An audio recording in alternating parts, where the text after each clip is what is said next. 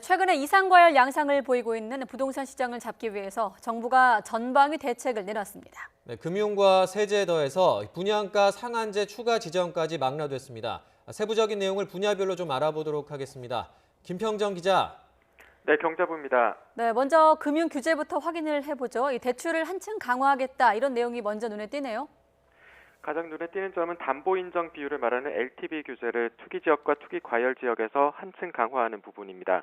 지금까지는 일괄적으로 LTV 40% 규제를 적용했는데 이번 대책에 따라 시가 9억 원을 기준으로 그 이하는 40%, 초과는 20%가 적용됩니다.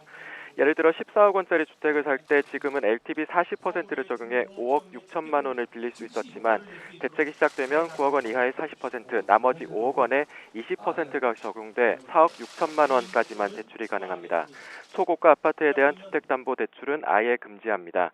지금까지는 투기지역과 투기과열지구에서 다주택 가구에 대해 대출 금지 규제를 적용해왔는데 앞으로는 1주택자 여부와 관계없이 모든 차주에 대해서 15억 원이 넘는 초고가 아파트는 아예 구입용 주택담보대출을 금지하기로 했습니다.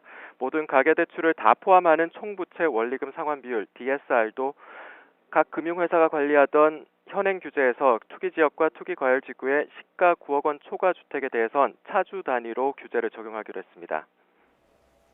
네, 그리고 이번에 세금과 관련한 대책도 나왔는데요. 핵심이 뭡니까?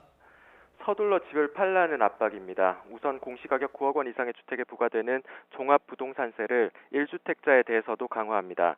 전반적인 종합부동산세 세율을 0.1%포인트에서 많게는 0.8%포인트까지 높이고 1주택자에 대한 세율도 올립니다.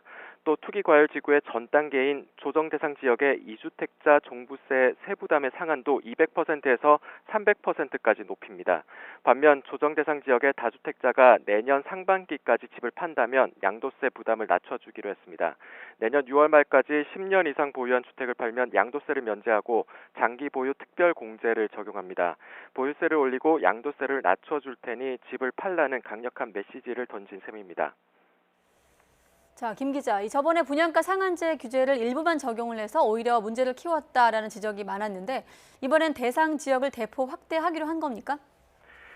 정부는 지난달 초 가장 강한 부동산 규제라는 평가를 받는 분양가 상한제를 일부 적용했습니다. 다만 핀셋 형태 지정으로 강남 사구와 마포, 용산, 성동구 등에서 27개 동을 지정했습니다. 그런데 규제 효과는 없이 풍선 효과만 만들었다는 비판이 거셌습니다. 이에 따라 이번에는 민간 택지 분양가 상한제 적용 지역을 대폭 확대했습니다. 서울에서는 25개 구 가운데 집값이 크게 들썩이는 강남 사구, 마포, 용산, 성동을 포함한 13개 구의 전체 동 272개를 지정했고 정비사업 문제가 있는 노원과 동대문, 경기도에선 과천과 하남, 광명 등으로도 확대했습니다. 분양가 상한제 대상지는 동으로 보면 기존 27개 동에서 322개 동으로 크게 늘어나게 됩니다. 정부는 현재 실수요를 기준으로 보면 공급에는 문제가 없다고 보고 있습니다. 따라서 기존에 발표한 수도권 30만 가구 공급 계획을 차질 없이 추진하고 추진 중인 정비 사업에도 속도를 내겠다고 강조했습니다. 정부는 대책 발표 이후 시장 상황을 면밀히 감시하고 필요하면 내년 상반기쯤 추가로 종합 대책을 내놓는다는 방침입니다. 지금까지 경제부에서 와 있는 김평정입니다.